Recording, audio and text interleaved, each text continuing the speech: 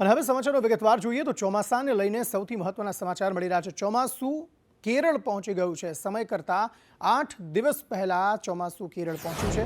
છેલ્લા 16 વર્ષમાં ભારતમાં સૌથી વહેલું ચોમાસું આવ્યું છે। 2009માં 23 મેના રોજ ચોમાસું કેરળ પહોંચ્યું હતું, જ્યારે 2009 અને 2001માં આ 2 વર્ષ એવા છે કે ચોમાસું આટલું વહેલું પહોંચ્યું હતું। કેરળના મોટાભાગના વિસ્તારોમાં વરસાદ થઈ રહ્યો છે। સામાન્ય રીતે 1 જૂને ચોમાસું કેરળ પહોંચતું હોય છે। આ વખતે 27 મેના રોજ ચોમાસું કેરળ પહોંચવાની આગાહી હતી। કેરળમાં વહેલું ચોમાસું બેસતા મહારાષ્ટ્ર અને ગુજરાતમાં પણ વહેલું ચોમાસું આવી શકે છે। સામાન્ય રીતે 15 જૂનની આસપાસ ગુજરાતમાં ચોમાસું આવતું હોય છે। આ વખતે 8 જૂનની આસપાસ ગુજરાતમાં ચોમાસું આવી શકે છે।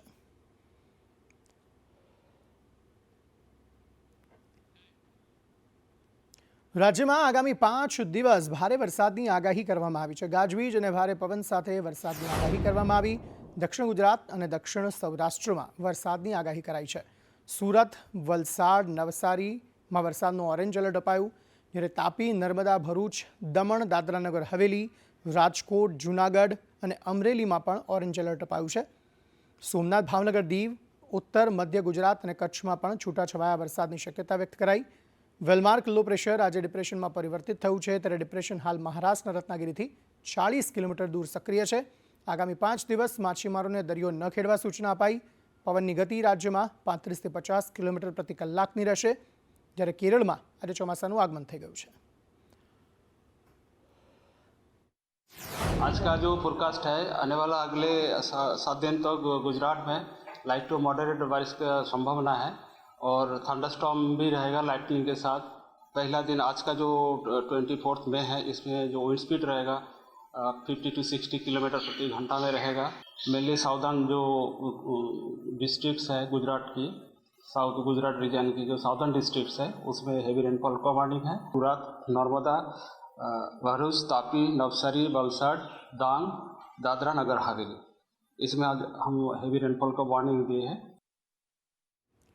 તો ગુજરાતમાં વહેલી સવારથી દક્ષિણ ગુજરાત અને સૌરાષ્ટ્રના કેટલાક ભાગોમાં વરસાદી માહોલ જામ્યો છે। વરસાદ અને ભારે પવન ફૂંકાવાને કારણે અનેક જિલ્લામાં નુકસાન થયું છે। વલસાડમાં ભારે વરસાદને કારણે ક્યાંક છાપરા ઉડ્યા તો ક્યાંક ગરનાળામાં પાણી ભરાયું અને તાપી અને બારડોલીમાં પણ વરસાદને કારણે નુકસાન થયું। તો ગીર સોમનાથમાં લગ્નનો મંડપ ઉડી જતા કન્યાની વિદાય અટવાઈ હતી। સાથે જ ગીર સોમનાથમાં 70થી વધુ કાચા ઝૂંપડા વરસાદમાં તૂટ્યા હતા। તો ગીર સોમનાથમાં મિની વાવાઝોડાથી વ્યાપક તારાજી સર્જાઈ। 100થી વધુ કાચા અને 4 જેટલા પાકા મકાનોને નુકસાન થયું છે। 116 જેટલા વીજપોલ અને 10થી વધુ ટ્રાન્સફોર્મરને નુકસાન થયું છે। 15 જેટલા મહાકાય વૃક્ષો ધરાશાયી થયા। 50થી વધુ ગામોમાં વીજ પુરવઠો પૂર્વવત કરાયો છે। 116 જેટલા વીજપોલ, 10થી વધુ ટ્રાન્સફોર્મરને આ ભારે પવનના કારણે અને વરસાદને કારણે અહીંયા તારાજી સર્જાયેલી જોવા મળી રહી છે। 100થી વધુ કાચા અને 4 પાકા મકાનોને નુકસાન પહોંચ્યું છે। આ સ્થિતિ ખૂબ જ વિકટ અહીં ગીર સોમનાથ જિલ્લામાં જોવા મળી રહી છે, જ્યાં લોકો ઘર વિહોણા થયેલા જોવા મળી રહ્યા છે। આ કમોસમી વરસાદને કારણે વરસાદી સાથે સાથે પૂરજોશમાં પવન પણ ફૂંકાયો, જેને કારણે ઘરોને તો નુકસાન થયું જ છે। વીજપોલ અનેક ધરાશાયી થઈ ગયા, વૃક્ષો અનેક ધરાશાયી થઈ ગયા। ચક્રવાતે અહીં રીતસરની તારાજી સર્જી હોય તેવી સ્થિતિ જોવા મળી રહી છે। આ તરફ નર્મદા જિલ્લામાં પવન સાથે વરસાદ વરસ્યો। પવન સાથે વરસાદથી ખેડૂતોમાં અહીં ચિંતા જોવા મળી। કેળા અને કેરીના પાકને નુકસાનની ભીતિ જોવા મળી રહી છે। ધરતીપુત્રો ખાસ કરીને ચિંતિત જોવા મળી રહ્યા છે। કેળા અને કેરીના પાકને ભારે નુકસાન થયું છે। આ તરફ અમરેલીના લાઠીમાં ભારે વરસાદે તારાજી સર્જી। ભારે પવન સાથે વરસાદથી લોકોને નુકસાની જોવા મળી। લાઠીના અનેક વિસ્તારોમાં વૃક્ષો ધરાશાયી થયા છે। શિવજીની વિશાળ મૂર્તિ પણ પવન ફૂંકાતા ધરાશાયી થઈ ગઈ। અનેક જગ્યાએ પતરાના શેડ હવામાં ફંગોળાયા હતા। ઓઇલ મિલ અને કારખાનાઓના શેડ પણ ઉડ્યા હતા। આ તરફ છોટાઉદેપુરના બોડેલીના વાતાવરણમાં પણ પલટો આવ્યો। બોડેલી સહિતના વિસ્તારોમાં ભારે પવન ફૂંકાયો હતો। ભારે પવન ફૂંકાતા ધૂળની ડમરીઓ ઉડી હતી। ધૂળની ડમરીઓ ઉડતા વાહન ચાલકો પરેશાન થયા હતા। બોડેલીમાં અનેક વિસ્તારોમાં લગ્ન મંડપ પણ ઉડ્યા હતા।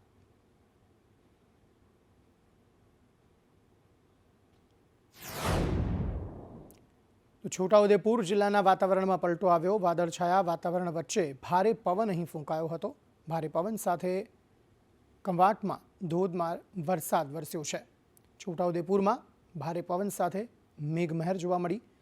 જે મુખ્ય બજારના રસ્તાઓ હોય તે પાણી થયા હતા અને આ જ સ્થિતિ હજુ પણ 5 દિવસ સુધી રાજ્યમાં રહે તેવી શક્યતાઓ વ્યક્ત કરવામાં આવી છે.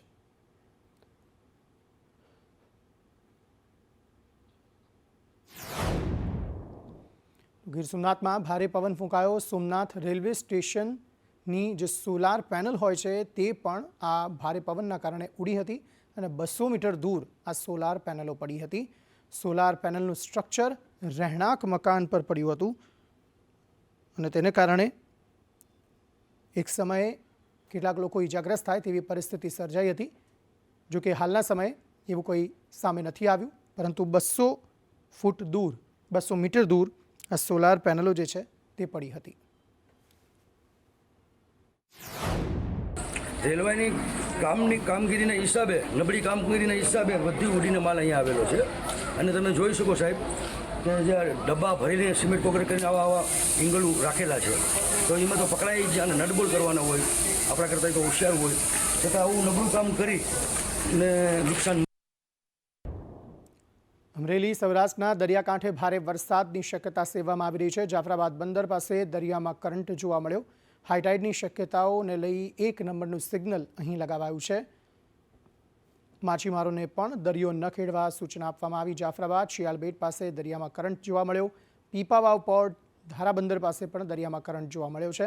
તકેદારીના ભાગરૂપે સિગ્નલ લગાવી લોકોને સાવચેત કરાયા.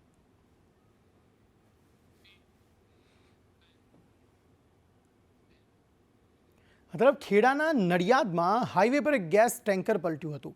એક્સપ્રેસ હાઈવે પર ચકલાસી પાસે આ ટેન્કરે પલટી મારી હતી. ચાલકે સ્ટીયરિંગ પરથી કાબુ ગુમાવતા આ અકસ્માત સર્જાયો હતો.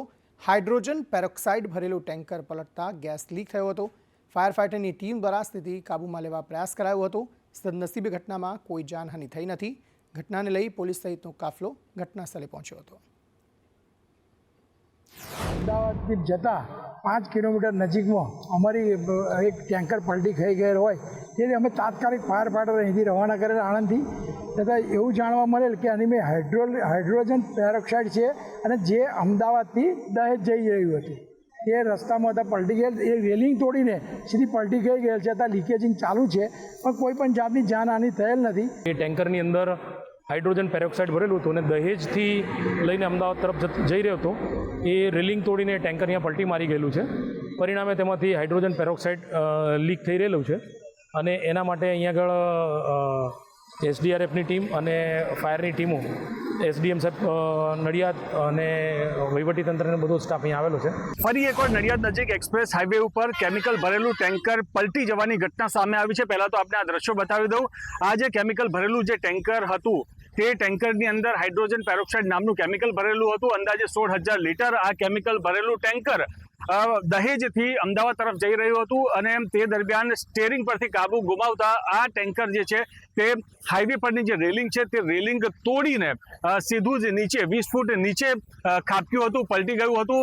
નીચે પલટતાની સાથે જ હાઇડ્રોજન પેરોક્સાઇડ નામનું જે કેમિકલ હતું તે ટેન્કરમાંથી લીક થવાનું શરૂ થયું હતું અને પહેલાં જ આ પ્રકારની જે ઘટના બની હતી તે ઘટના ફરી એકવાર ના દોહરાય તે માટે તંત્ર સજાગ હતું અને સજાગપણે તંત્ર દ્વારા કામગીરી કરવામાં આવી. તુરંત જ નડિયાદ અને આણંદ ખાતેથી ફાયર બ્રિગેડની ટીમ જે છે તે તુરંત દોડી આવી હતી. ઘટના સ્થળે સતત પાણીનો મારો ચલાવવામાં આવ્યો અને પરિસ્થિતિ પર કાબુ મેળવવામાં આવ્યો. આ કરુણેશ પંચમેથી સંદેશ ન્યૂઝ નડિયાદ ખેડા. આ તરફ વડાપ્રધાન મોદી 26 અને 27 મે દરમિયાન જ્યારે ગુજરાતના પ્રવાસે આવી રહ્યા છે, તેઓ વડોદરા, દાહોદ, કચ્છ અને અમદાવાદ સહિત ગાંધીનગર જિલ્લાના વિવિધ કાર્યક્રમોમાં હાજરી આપશે. 26મી મે પીએમ મોદી દિલ્હીથી સીધા વડોદરા આવશે. સવારે 10 વાગે વડોદરામાં રોડ શો કરશે, તેમજ 11 વાગે દાહોદમાં પીએમ મોદીની જાહેર રેલી યોજાશે. સાથે રેલવે પ્રોજેક્ટ ઉદ્ઘાટન કાર્યક્રમમાં પીએમ હાજરી આપશે. જે બાદ બપોરે 2 વાગ્યાથી 3 વાગ્યા સુધી ભુજમાં પીએમ મોદીનો રોડ શો યોજાશે. જે બાદ સાંજે અમદાવાદના સરદાર પટેલ સ્ટેચ્યુથી ઇન્દિરા સર્કલ સુધી અમદાવાદમાં પણ રોડ શો કરવાના છે. વડાપ્રધાન રાત્રે રાજભવનમાં રોકાણ કરશે. 27મી મે સવારે રાજભવનથી મહાત્મા મંદિર સુધી રોડ શો યોજશે. તેમજ શહેરી વિકાસ વર્ષ અંતર્ગતના વિવિધ વિકાસ અને લોકાર્પણ કાર્યક્રમો પ્રધાનમંત્રીના હસ્તે કરાશે. મહાત્મા મંદિર ખાતેનો કાર્યક્રમ પૂર્ણ કરી પ્રધાનમંત્રી બપોરે 12:55 અમદાવાદ એરપોર્ટ પહોંચશે તેમજ અમદાવાદ એરપોર્ટથી પ્રધાનમंत्री दिल्ली परत फरશે। 27 तारीख को हम सब जानते हैं कि माननीय वडाप्रधान श्री गांधीनगर आवे छे અને બંદોબસ્ત ભાગરૂપે લગભગ 3000 પોલીસ અધિકારી કર્મચારી ગાંધીનગર में अलग अलग વિભાગથી ગાંધીનગર શહેરમાંથી બોલાવવામાં આવેલ છે અને બંદોબસ્ત મેજરલી આપણા 4 કેટેગરીઝમાં ડિવાઈડ કરવામાં આવેલ છે। આ રોડ શો સંદર્ભે સાંજે 4 વાગ્યા પછી ડફનાળા સર્કલથી એરપોર્ટ સર્કલથી ઇન્દિરા બ્રિજ વચ્ચે માત્ર રોડ શોમાં આવનારા વાહનો અને એરપોર્ટ જનારા પ્રવાસીઓને જ પ્રવેશ જે છે એ આપવામાં આવશે। એ સિવાય જે લોકો અમદાવાદથી ગાંધીનગર ડેલી અપડાઉન કરે છે એ તમામને નમ્ર નિવેદન છે કે આ સમયગાળા પૂરતું પોતાની જે અવરજવર છે એ ડફનાળાથી રામેશ્વર થઈ નરોડા પાટિયા થઈને ચિરોડા સર્કલથી ગાંધીનગર અથવા જે લોકો સુભાષ બ્રિજથી નીકળે છે એમને સુભાષ બ્રિજથી ગિરધરભાઈ ચિમનભાઈ બ્રિજ થઈ વિસદ સર્કલ થઈ અને તપોવન જુંડાલથી ગાંધીનગર જવા માટે વિનંતી છે। અમે ધન્યતા અનુભવ્યા છીએ। સમગ્ર ગુજરાતની અંદર એકમાત્ર વડોદરા શહેરને આવકારવાનો એક તક મળી છે। આ મૌલ્ય તક અમારા નગરની જે બહેનો છે ચૂકવાની નથી અને ખરેખર સાહેબે જે ઓપરેશન સિંદૂર નામ આપ્યું એ અમારા સમગ્ર ભારત દેશની બહેનો માટે ગૌરવવંતી વાત છે અને વડોદરાની બહેનો અને અમારી ખાસ કરીને શિક્ષિકા બહેનો પણ સાહેબને આવકારવા માટે થનગની રહ્યા છીએ। જિલ્લા પ્રશાસન તંત્ર અને કોર્પોરેશન તંત્ર અને પોલીસ વિભાગ રાત દિવસ કામગીરી કરી રહ્યું છે। અત્યારે 15 થી 20 જેટલા સ્ટોલ બનાવવાના છે અને બેરિકેટિંગ કરવાનું છે, ડબલ બેરિકેટિંગ કરવાની એને લઈને રાત દિવસ તૈયારીઓ ચાલુ રહી છે। ઓછામાં ઓછા 30,000થી વધુ મહિલાઓ અહીં જોડાશે અને સમગ્ર જિલ્લા તંત્ર અને કોર્પોરેશન તંત્ર પોલીસ તંત્ર ખડે પગે તૈયારી કરી રહ્યું છે। જેની રાહ ઘણા સમયથી જોવાતી હતી તેવા રત્ન કલાકારો માટે સરકારે હવે પેકેજ જાહેર કર્યું છે। રત્ન કલાકારો માટે રાજ્ય સરકારે રાહત પેકેજ જાહેર કર્યું। આ રાહત પેકેજને લઈ ગૃહ રાજ્યમંત્રી હર્ષ સંઘવીએ કહ્યું રત્ન કલાકારોના બાળકોની શિક્ષણ ફી સરકાર ચૂકવશે। ઇલેક્ટ્રિસિટી ડ્યુટીમાં 1 વર્ષની રાહત અપાઈ છે। 1 વર્ષ માટે બાળકોની સ્કૂલ ફીનું પેકેજ જાહેર કરાયું છે। અસરગ્રસ્ત રત્ન કલાકારો અને સૂક્ષ્મ એકમોના રાહત આપવાનો એક ખૂબ જ મહત્વપૂર્ણ નિર્ણય ભારતીય જનતા પાર્ટીની આ સરકાર દ્વારા લેવામાં આવ્યો। રત્ન કલાકારોના બાળકોની શિક્ષણથી વંચિત ના રહે તે માટે 1 વર્ષ માટે તેમની સાલાની ફી રાજ્ય સરકાર દ્વારા ચૂકવવામાં આવશે। હીરા ઉદ્યોગોના એકમોને ટર્મ લોનની મહત્તમ 5 લાખની મૂડી ઉપર 9% દરે 3 વર્ષ સુધી વ્યાજ સહાય તેમજ ઇલેક્ટ્રિસિટી ડ્યુટીમાં પણ 1 વર્ષ સુધી મુક્તિ આપવાનો નિર્ણય લેવામાં આવ્યો છે કે સરકારે રત્ન કલાકારો માટેની રાહત માટેનું આર્થિક પેકેજ થોડુંક જાહેર કર્યું છે। આપણે થોડા સમયમાં જોઈએ છીએ કે હીરાની મંદીના કારણે 90 જેટલા રત્ન કલાકારોએ મોતનો આશરો લીધો હતો, એટલે કે આપઘાત કરીને જીવન ટૂંકાવ્યું હતું। ત્યારે સરકારની ઉદ્યોગપતિઓને અબજો રૂપિયાની રાહત આપવાની નીતિમાંથી ભાજપ સરકાર બહાર આવીને રત્ન કલાકારોને પૂરતો આર્થિક સહયોગ આપે। આ તરફ સુરતમાં પર્યાવરણ મંત્રીએ ઉદ્યોગકારોનો ઉધડો લઈ લીધો। દૂષિત પાણી છોડતા એકમો સામે રોષ વ્યક્ત કર્યો। મંત્રી મુકેશ પટેલે ઉદ્યોગકારોની બેઠક બોલાવી હતી। પર્યાવરણને નુકસાન કરતા ઉદ્યોગો બંધ કરી દો તેવું તેમણે કહ્યું હતું। પર્યાવરણને નુકસાન કરશો તો જેલમાં જવા તૈયાર રહો। ઉદ્યોગકારોને મંત્રીએ 6 મહિનાનું અલ્ટિમેટમ આપ્યું છે। ખાડી નદી અને જમીનમાં છોડાતું દૂષિત પાણી બંધ કરવાનું તેમણે તાકીદ કરી છે।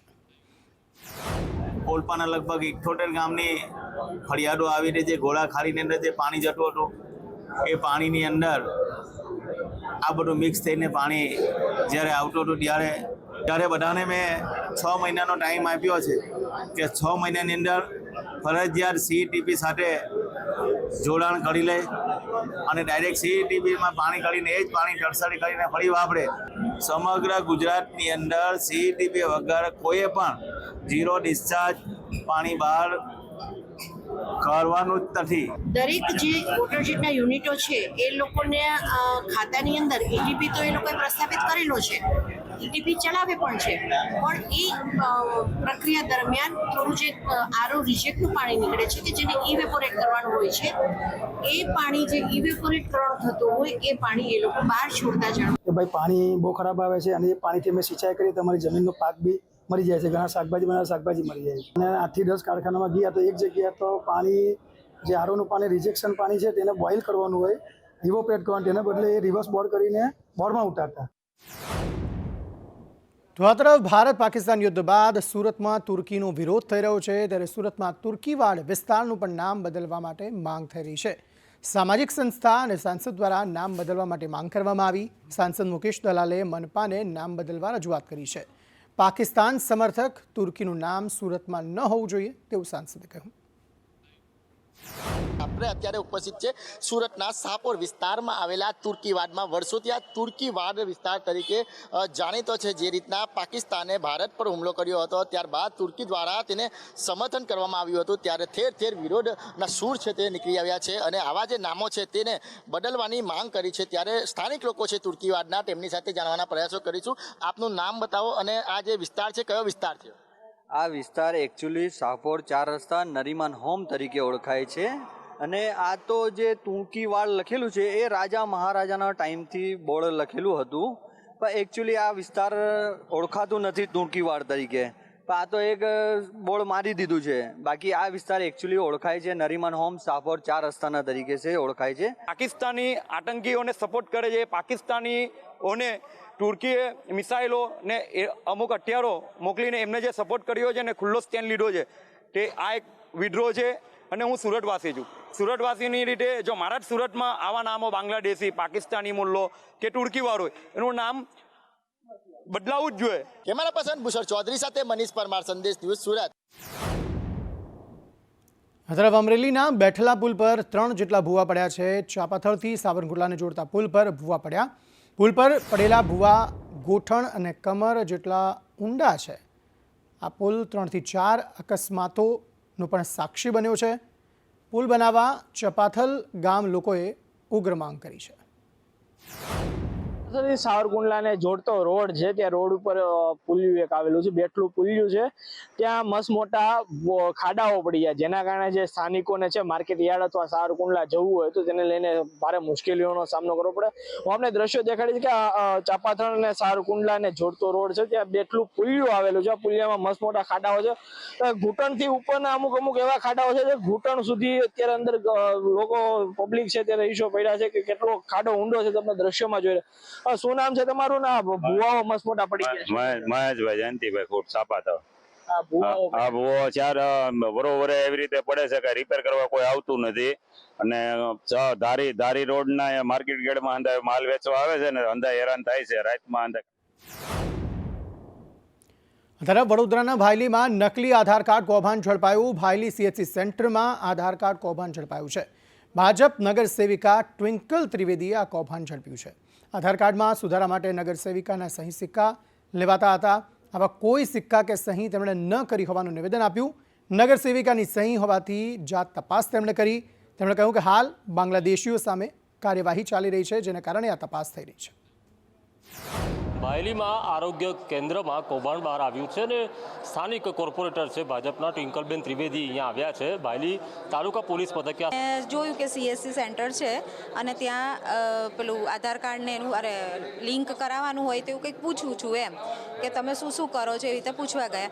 પણ મારું એવી રીતે કોઈ ફોર્મ ત્યાં પડ્યું હતું જે આધાર કાર્ડનું એડ્રેસ ચેન્જ કરાવવાનું હતું અને ત્યાં એ ફોર્મ પડ્યું હતું, પણ સહી સિક્કા મારા હતા. એટલે મારા હસબન્ડે જોયું કે આ તારા સહી સિક્કામાં સહી ખોટી છે, સિક્કો બી જરી ખોટો છે. એ જ આધાર કાર્ડમાં એ બેને અમને જ્યારે જાણ કરી અમે આવ્યા તો અમારો એ જ વિષય છે કહેવાનો કે આવી રીતે એમના સાઇન સ્ટેમ્પનો ખોટો ઉપયોગ કરી બાંગ્લાદેશી, પાકિસ્તાની કે અન્ય દેશના કોઈ બી લોકોના આધાર કાર્ડ ડુપ્લિકેટ કર્યા હોય તો એમાં અહીંના લોકો જો ઇન્વોલ્વ હોય એની યોગ્ય તપાસ થવી જોઈએ અને એને પકડવો જોઈએ. ગંભીર ગુનો છે. પોલીસ અધિકારીઓને રજૂઆત અહીંયા કરવામાં આવી છે.